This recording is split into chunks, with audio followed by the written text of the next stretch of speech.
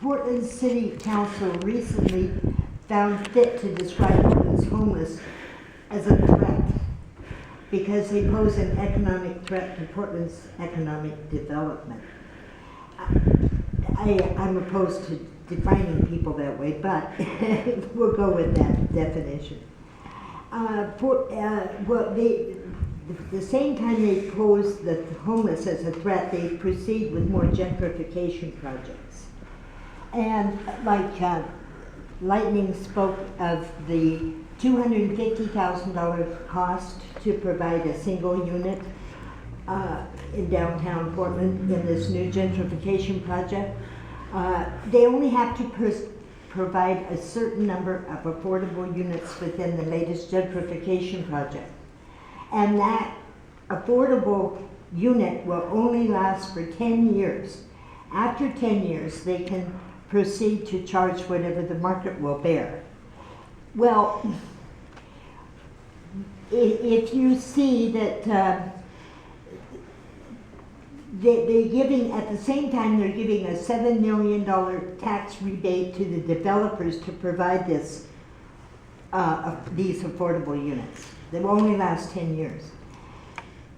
After 10 years, they can go ahead and charge what they want, but that might see what happened in San Francisco happen in Portland. In San Francisco last year, in a single year, because of their gentrification projects over the year, they saw an eviction rate that rose over 115% in 1 year, in 2013. If the homeless are a threat, that threat's gonna be a huge threat because it can't stop. Wages in Oregon are stagnant, and we have one of the highest unemployment rates in the country. Last year, in a single year in Portland, the average rent in Portland rose over 11% in 1 year.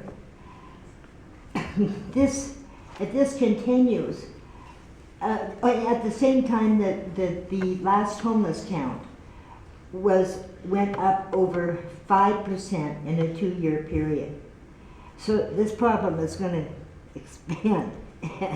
So I think we need a better solution than police harassment, because if they see it as a threat, they may have to escalate the harassment to live ammo if they're going to deal with this growing issue and they see it as a threat.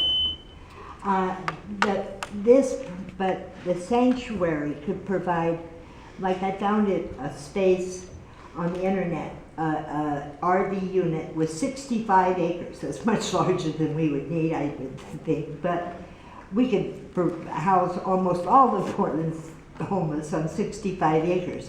It's an RV park that already has electricity and water.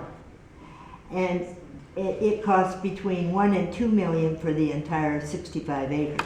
But we need a much smaller area. But given that, we could put the Airstream units on there for 10,000 or less. We could take all of Portland's homeless and put them on that space. And on a long-term basis, that wouldn't end up at the end of 10 years disappearing.